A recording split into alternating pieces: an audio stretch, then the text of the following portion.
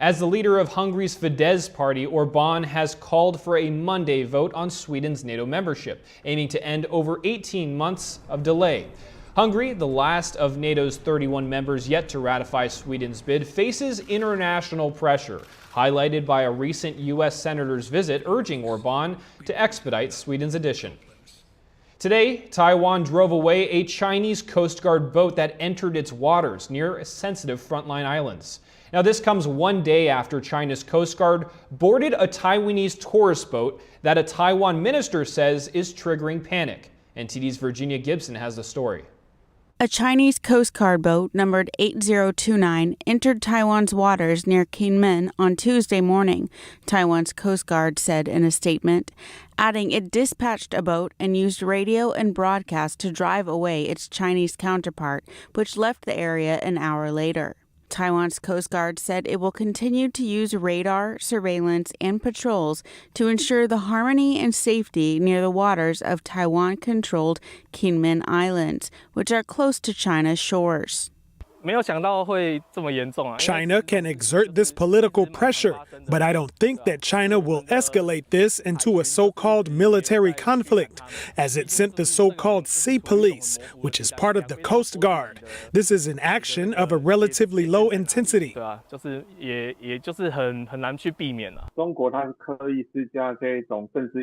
Secondly, the Taiwanese yacht that they boarded this time. It's very clear that they chose this ship as it was closer to the Chinese shore and in turn further away from Kinmen. So we can see that China is also slightly controlling the development of the situation. They have a two-handed strategy. On the one hand, putting political pressure on Taiwan, while on the other hand, trying to avoid escalation. China announced on Sunday, February 18th, that its Coast Guard would begin regular patrols and set up law enforcement activity around the Kinmen Islands, following the death of two Chinese nationals fleeing Taiwan's Coast Guard, having entered into restricted waters too close to Kinmen. Taiwan, which China claims as its own territory despite the island's rejection, has been wary of efforts by Beijing to ramp up pressure following the election last month. Virginia Gibson, NTD News. Back on the West Coast now, California got another dose of winter weather yesterday. Runways were flooded at the regional airport, and emergency crews performed several rescues on swollen rivers and creeks. NTD's Daniel Monahan has the update. The Santa Barbara airport on the state's central coast closed Monday after as much as 10 inches fell, covering the runways with water.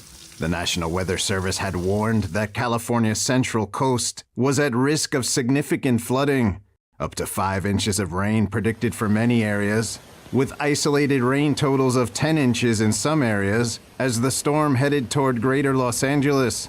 Significant flooding has hit Sonoma County, with massive amounts of water inundating the land and roadways. Water levels there rose to 2 feet high. Near Fremont, California, a slide caused the partial collapse and shutdown of Niles Canyon Road. Another road here, State Road 150, was shut down due to mudslides. The city of Ventura also grappled with mudslides and flooding. The water here moves swiftly down a neighborhood street. Emergency crews deal with the runoff as it eats away at the roads. Maintenance crews install sandbags to try to keep water from rushing over the streets. Many rescues were also carried out. Paso Robles Fire and Emergency Services said they had to rescue 3 people off islands in the swollen Salinas River on Monday. And the El Dorado Hills Fire Department rescued a man on Sweetwater Creek. He was trapped in the middle of the rapidly moving waters.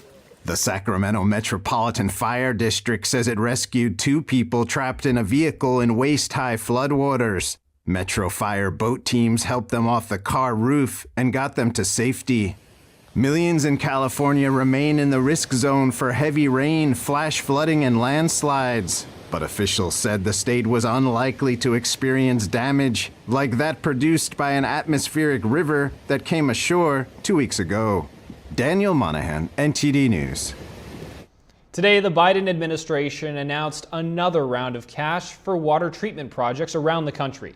And the White House says the money comes from a $1 trillion bipartisan infrastructure law signed by Biden during his first year in office. The $5.8 billion Clean Water Law will provide money for water treatment plant upgrades and replacing lead pipe water systems around the country. And the funding also includes $1 billion for several rural projects and another $1 billion for Great Lakes drinking water projects.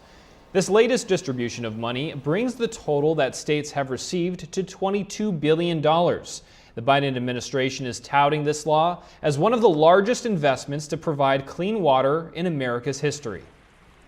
GOP presidential candidate Nikki Haley told South Carolina voters today that she has no plans to get out of the race for the White House. She says that no one wants to see two old men, Donald Trump and Joe Biden, run for the Oval Office again. And she also says that she doesn't fear any political retribution from the GOP frontrunner. I feel no need to kiss the ring.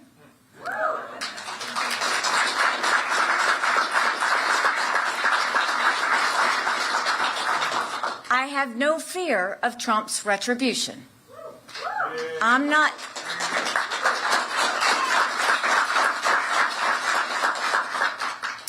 looking for anything from him. My own political future is of zero concern. Haley told the crowd in Greenville, South Carolina this afternoon that she's staying in the race because America needs a younger person with the experience to handle the responsibilities of being president. And she says she's running to help heal the divide between Americans, saying that we can disagree with each other without hating one another. The South Carolina primary is this Saturday, with early voting already underway. A deadly listeria outbreak is causing a nationwide food recall. It's concerning food sold in major retailers like Costco, Safeway, Vons, and others across 11 states. According to the CDC, so far, 2 people have died. 23 people have been hospitalized due to the recalled food. Rizzo Lopez, a company based in Modesto, California, recalled dozens of products due to the listeria outbreak this month. The recall includes some salads, taco kits, and products containing cheese like yogurt and sour cream. The U.S. health officials are warning consumers not to eat these products and to immediately throw them away. A major crackdown on the notorious Lockbit ransomware gang as FBI and international law enforcement agencies arrest key members and seize their assets. I am very proud to be here today to announce these coordinated law enforcement actions, including the disruption of the Lockbit ransomware variant and charges against 2 Russian nationals for using Lockbit to attack victims throughout the United States. Investigators announced Monday that 2 members from ransomware group Lockbit were arrested in Poland and Ukraine. 200 cryptocurrency accounts were seized. Lockbit is responsible for extorting $120 million from more than 2,000 victims globally, targeting governments, educational institutions, and essential emergency services. The operation was led by Britain's National Crime Agency and supported by the FBI and European law enforcement partners. The rural healthcare crisis is getting worse. Over 400 hospitals are at risk of shutting down as the percentage operating in the red jumps from 43 to 50% in the last 12 months. That's according to the health advisory firm Chartis. The third most vulnerable state is Nebraska, with 29 hospitals at risk of closing. Second place goes to Kansas with 38, and the most vulnerable state is Texas, with 45 hospitals at risk of shutting down. These hospitals face many challenges. Financial pressures arise because of low patient volumes. Staffing shortages increase operational costs and hurt the quality of care. Regulations heap on additional costs because it's expensive to comply. Health advisory firm Chartis urges both the federal and state governments to take urgent action. They say if nothing is done, there could be far-reaching consequences for rural communities. It's getting more expensive to own and maintain a car. Now, according to a new report by Bankrate, drivers in the U.S. are paying an average of $2,500 annually for their car insurance. That's 26% more than last year. I spoke with a personal finance expert to see what's driving this and how we can combat these rising insurance rates. Bill Dendy, welcome to the program. Really great to have you on today. Real pleasure to be with you. So according to a recent report by Bankrate, car insurance rates are up about 26% this year. What's behind this rate increase? Well, there are a lot of factors behind the rate increase, but it's no different than the rate increase we've seen at the grocery store to almost anything else we want to buy anymore. It's inflation. Things have gotten more expensive. And so as auto insurers find that replacing the door of a car or having the labor to pull a dent out is more expensive, they have to have a way to recover these expenses, and their way of recovering is the premiums they collect from us. And so premium rates have gone up that 24 to 26%, which ironically is about what we've seen the cost of goods go up over the last 3 years with that inflation rate that was like 9% last year and the year before.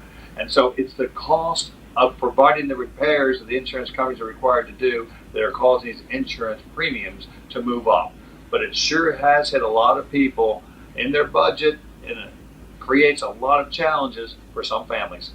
Bill, car insurance rates are rising higher in more places like Louisiana and Florida that are seeing hurricanes and tornadoes. Should these people start Ubering to places rather than owning a car? Oh, that's an interesting point, because inflation has hit the whole country.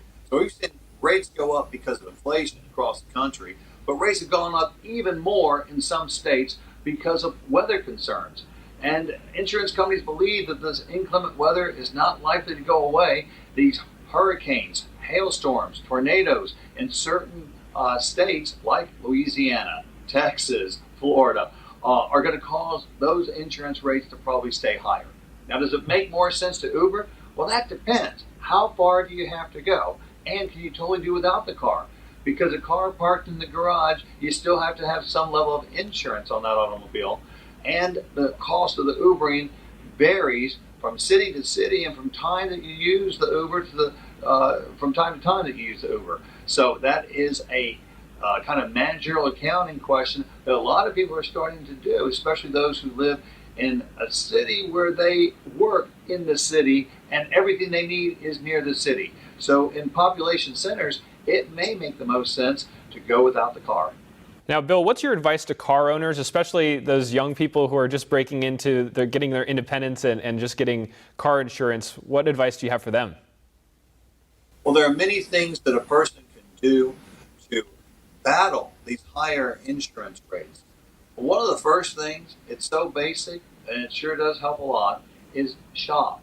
Go shopping. Do comparisons. So many companies, after you are their customer, they reward you by slowly increasing your rates. But for those who are new to the company, they will give them a discount rate to attract the business. So one, shop. Number two, safe drivers pay less. Generally across the board, safe drivers pay less. Some companies will have programs whereby you can voluntarily hook an app up to your phone so that they can see, are you a safe driver overall or not? A third way is defensive driving classes. Many insurance companies will allow you to preemptively take a driver education course to have a lower rate.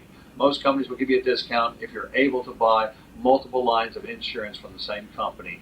Your homeowners, your automobile, your life insurance, disability, or even have another relationship like a brokerage relationship with an insurance company. Well, we really appreciate your insight here. Bill Dendy, Certified Financial Planner with Alicorn Investment Management. Thank you very much. God bless you. It's been a good pleasure being with you. A 36-year-old alligator undergoes a remarkable procedure at the zoo with 70 coins removed from his stomach. How did they end up there? Leah Thomas, a male swimmer who identifies as a woman, is suing to compete in women's swimming at the upcoming Paris Olympics. A former college athlete and senior legal fellow at the Heritage Foundation discusses the potential impact on the outcome of the lawsuit for women's sports. That and more after the break. Bars should lock up criminals, not your back. Don't get the shakedown from lesser spine surgeons who utilize screws, rods, and disc replacements. At Bonatti, no hardware is ever used. 65% of patients come to us after receiving failed back and neck surgery at other facilities. With 98.75% patient-reported satisfaction, you don't have to be a prisoner to your pain. Bonatti succeeds where others fail. Visit AskBonatti.com. The tempting online world is encroaching on our campus. Is unplugging cables and confiscating phones the solution to protect our children? No, we just need a clean multimedia platform. Join Ganjing Campus to leverage premium channel features, professional development courses, and kindness event toolkits tailored for teachers. Build a truly positive and interactive classroom community. Foster a pure and delightful learning environment for children. Hey everyone, it's me, Sebastian, and it is a beautiful day today. We have so much to be grateful for, so just remember, if you see someone without a smile, give them one of yours. I just love inspiring people to be the best they can be, and the reason I'm able to inspire so many people is because people like you who inspire me with your support of Shriners Hospitals for Children. Since I was little, I've broken 100 bones, and I've had 19 surgeries. Shriners Hospitals for Children was with me every step of the way. But more than that, they've given me the confidence to know I can do whatever I set my mind to. Like right now, I've set my mind to sharing my smile with you. Did you get it? Because of people like you, I can play the violin. I can play piano. I can understand. The help I get is only possible because of caring people like you who pick up the phone and call the number on your screen to make your monthly gift. And when you call or go online right now to donate $19 a month or more, we'll send you this adorable Love to the Rescue blanket as a thank you and a reminder of all the smiles you're bringing to kids' faces every day.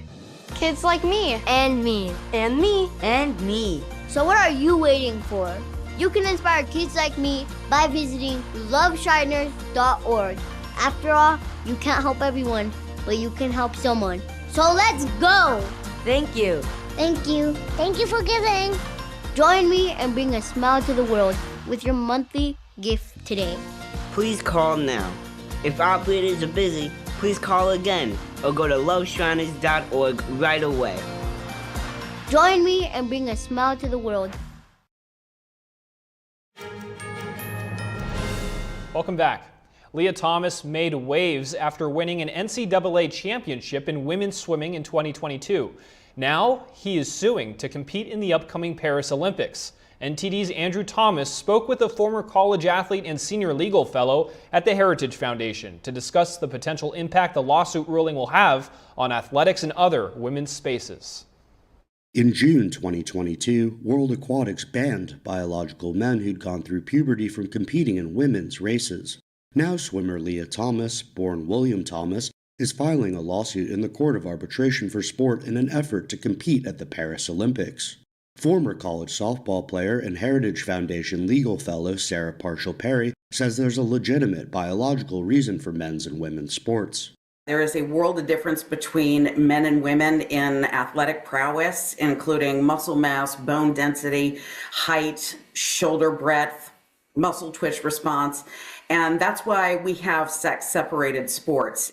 Leah Thomas competed in Division I men's swimming at the University of Pennsylvania for 3 years. Before transitioning, he ranked 65th in the men's 500-meter freestyle. After a year of testosterone suppression, Thomas won an NCAA title in the women's event. It was an absolutely foregone conclusion that he was going to clinch the title, and it's really unfortunate to see that the NCAA just essentially decided that they were going to kowtow to a vocal and small minority. Perry argues that if Thomas's lawsuit is successful, the future of elite women's sports will be in even more jeopardy. If, however, they lose at the International Court of Arbitration for Sport, I think what we're going to see is an end to the Olympics as we know it. Female athletes who are going to be, I think, so demoralized and so left out of their competitive dreams and hopes, they won't want to compete. Perry believes that the outcome of Thomas's suit will have implications for other Olympic sports as well, and time is a factor. I think we're going to see the other Olympic trial committees really start to evaluate what their competitive standards are going to be for athletes going into the Olympics in France. It has to be done now. We're in the qualifying period. Title IX is often discussed as a protection for female athletes at educational institutions. But Perry says it's so much more. But it encompasses every sex-separated space in public education.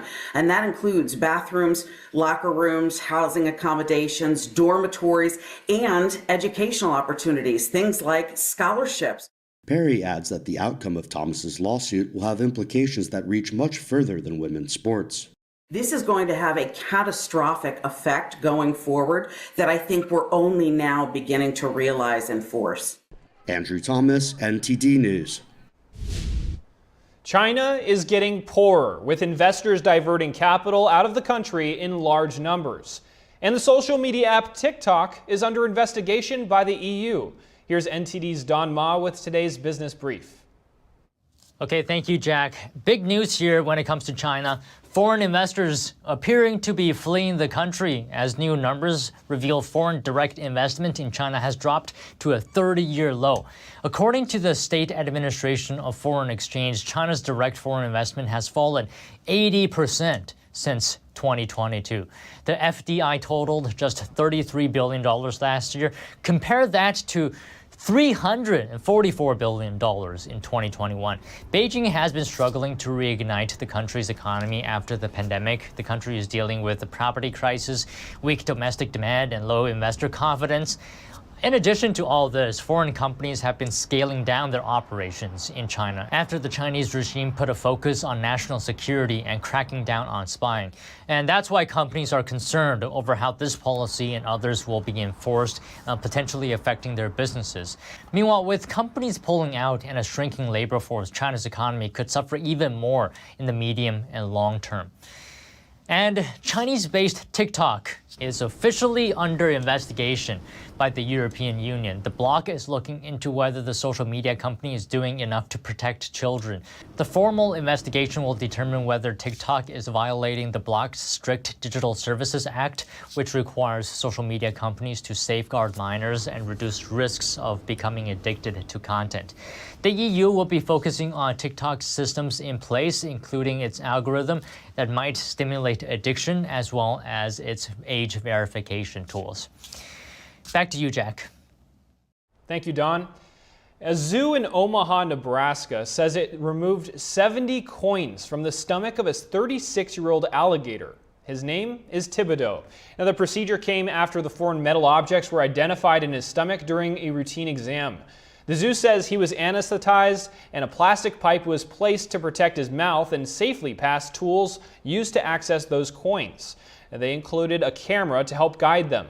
All 70 coins were successfully removed. Thibodeau recovered well, and he's back in his habitat at the Henry Dorley Zoo and Aquarium. And the zoo is asking guests not to throw coins into any bodies of water there.